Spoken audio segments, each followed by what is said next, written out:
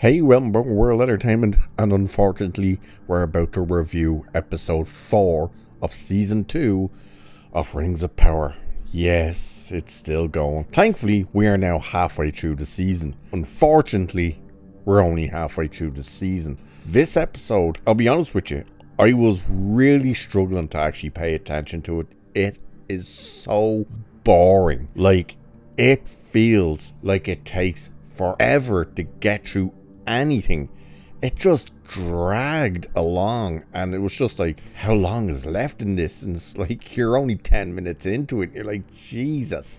We are introduced to Tom Bombadil in this episode. We don't have any Sauron in this episode, or Celebrimbor, so unfortunately we don't have marvelous scenes of him walking out of fire looking like a bloody angel. And it was only after I saw it I realised what it reminded me of. And it reminded me of this. I bring you love. Yes, he brings you love. None other than Mr. Burns.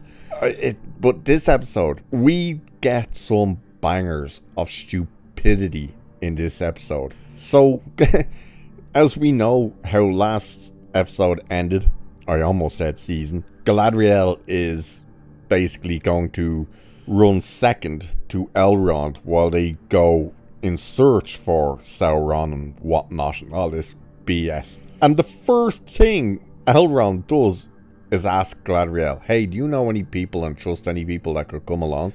It's like he's given all this I'm in charge, and if you don't like it, you know, you can stay behind, blah blah blah, and then follows it up by going, you don't happen to know anyone that could come along with us though, do you?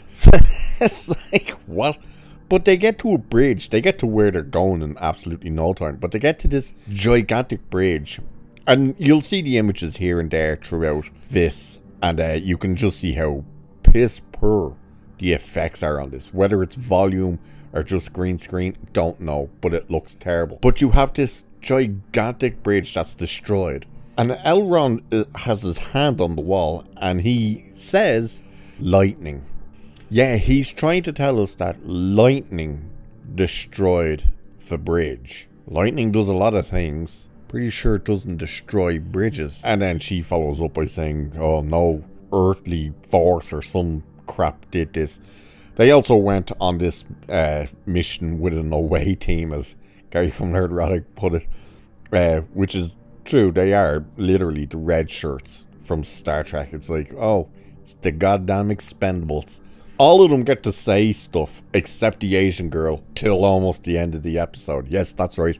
There is an Asian elf. So we now have, with this ragtag team of nobodies, a ginger elf, the standard white dude elf, a black guy elf, and an Asian female elf. Yay. Galadriel's ring tells her things, apparently. She can sense things like the future and crap. That all takes about...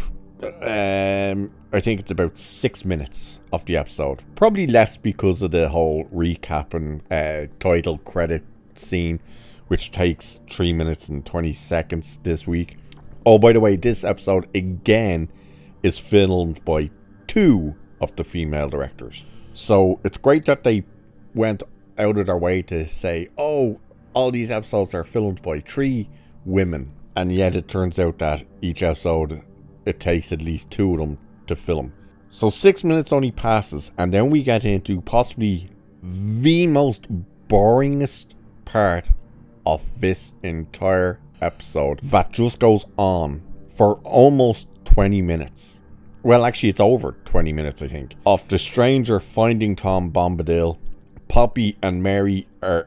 Poppy and Mary, do you hear me? Poppy and what's her name? Nori are missing because they managed to survive what happened to them last week. What happened to them last week, if you didn't know? Well, the stranger, aka Gandalf, because we're starting to get confirmation that this is Gandalf, but he made a tornado and they got sucked up into it and thrown out hundreds of miles probably, and they were hundreds of feet in the air. Yeah, they just wake up in the middle of a field type area, not even a blemish on them.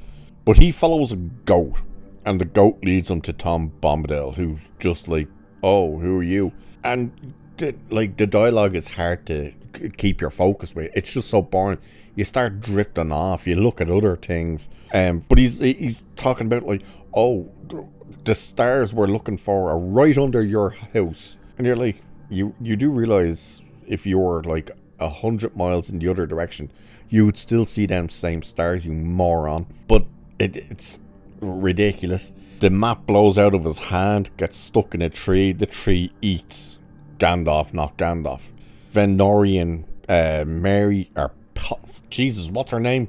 Poppy are wandering around and come across one of the most ridiculous looking morons we've ever seen. Yeah, it turns out this is the guy who said and was originally rumored to be playing Anatar. Now, not the Anatar we currently have, but a flashback of Anatar. This is this guy. He's not playing Anatar, he's playing another Harfoot. Only they're not called Harfoots, they're Slews or something. I can't remember what the hell they said. And he brings Nori and Poppy. Oh, by the way, he instantly has the hots for Poppy, and she has it for him. You're just like, good Christ. But he brings them to his place, and yeah, whatever. Then we get to see Gandalf have a bat. Yeah.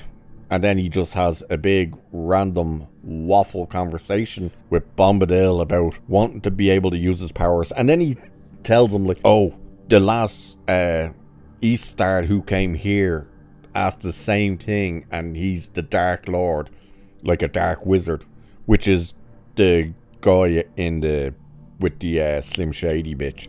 And this is where you're getting the indication that this dark wizard may very well be Saruman. And he's saying, Bombadil is saying to Gandalf that, oh yeah, your quest is basically to face Sauron and the Dark Wizard together, basically. So that's really giving you the indication of this is Gandalf, and that the Dark Wizard bloke is actually Saruman. Work that one out. Then we get the ragtag team of Expendables in the forest that Galadriel didn't want to go near. And what do we get in here? We get Barrow-wights. That's right. For some reason, there's Barrow-wights in this, when there shouldn't be any Barrow-wights, because they're way too early. Not to mention, they're pretty much like they're coming straight out of Hellraiser, because they use chains. By the way, the Black Elf, yeah, dead instantly. He was super expendable because the things just grab him, pull him into a hole, and that's the end of him.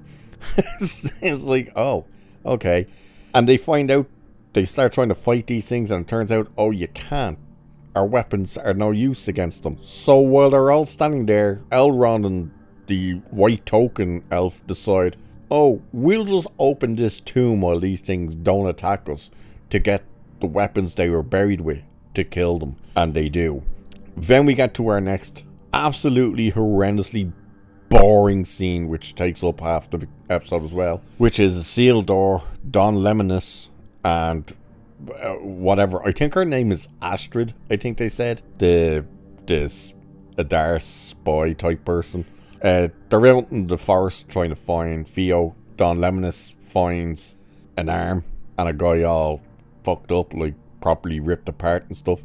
And he instantly deduces that Astrid or Estrid, whatever the hell she's called, is a part of Adar's group. But he instantly noticed, oh, you have a wound on your neck. What happened there? So she's a burn on top of a burn, basically. And her excuse for how she has this is possibly one of the most retarded pieces of writing ever. Because how did she get this burn on the back of her neck? Oh, she fell asleep next to a fire is her excuse. Yeah, her hair didn't manage to go on fire or anything like that. Just this small burn on the back of her neck. How weird. Theo, of course, is trapped in a tree with all the other idiots. Then these clowns go marching through the forest that's half cut down. She's now in handcuffs, basically. Isildur steps into mud and gets swallowed, but takes Don Lemnis in with him. She runs off, grabs a stick, tries to save them. Big weird snake thingy comes out of it, and they kill that. And Isildur, they try and do a joke, and Isildur goes, what the hell was that? And Don Lemon says, there are many creatures in this land which have no name, but we shall call this one Supper, because they're going to eat it. Yeah. Then we get back to Nori and whatever the hell these other morons are called, and the sand people, basically. The Tusken Raiders come wandering in. They're like, we'll be back, mother humpers. You know, you're hiding Hartfoots. We know yous are, and blah, blah, bloody blah. Then they wander off. Then we get to some of the stupidest crap off. Elrond and Galadriel having a chit chat, and she's basically saying, okay, the main goal has to be to take out Sauron. So you have to promise me that that is the goal. Nothing else comes in the way, not even my life. Promise me that. Elrond says to her, I can't make that promise because of the ring. And then makes the promise to her. And goes, but I'll promise you that I'll fight Sauron and won't let anything come in the way, including your life. It's like, that's literally what she wanted you to promise. You still made the promise, you clown. Then we go straight to back to Don Lemnis and Isildur and crap, and they instantly let her go for some reason. She instantly doesn't really turn on them, but she takes his sword to try and go, oh, you know, they'll kick me out if you bring... I think she's trying to say, if you bring me back with you, they'll discover who I am, they'll kick me out and all this crap. And then we get the trees. The trees come alive and whatnot. Of course, the nets, as they're called, or ents come up. We've just seen earlier people ripped apart by these things. What does this one do? Comes right up and absolutely clobbers the bitch out of it, and she goes flying and smashes into a rock. Now think back to the Acolyte, when Osha got just knocked off a tiny little step and just bumped off a rock, and she was passed out for like 2 weeks. This bitch should be dead. Her insides should be jelly after being launched like that. No, she's fine. Not even a mark on her. She's fine. And they promised the trees, oh look, we'll stop people cutting down the trees and yada yada yada, and the trees agree and okay, and give them all the people back for some reason. And it's funny because the tree asks Don Lemnis first, like, have you wielded an axe against our wood? This dumb shit goes, unfortunately I have. And then of course they get under attack and they have to try and convince it. And all I could think of that moment was Ghostbusters with with Gozer saying to Ray, like, are you a god? And him going, no. It's that moment of lie. Just say, like, of course I'm a god. Why didn't this moron just go, no? The trees have been like, okay, cool. No, this idiot tells them. And then we get to something that is retarded. This is the end of the episode. So when that other conversation with Elrond and Galadriel, where he made the promise after he wouldn't make a promise but still made that promise, one of the elves came up and said, we hear drums. We don't hear them, but they heard them.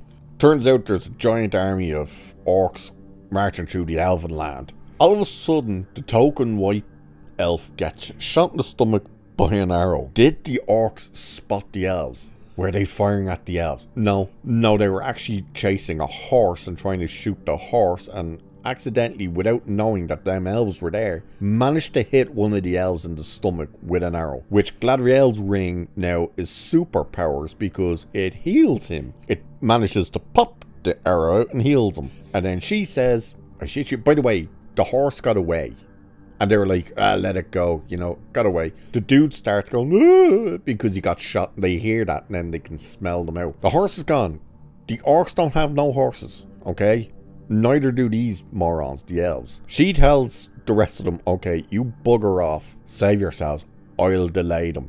And she takes the ring off and gives it to Elrond to take it. She goes running down, she fights the orcs.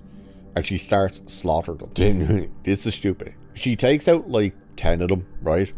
You can see waves of the rest of them standing there. None of them attack her.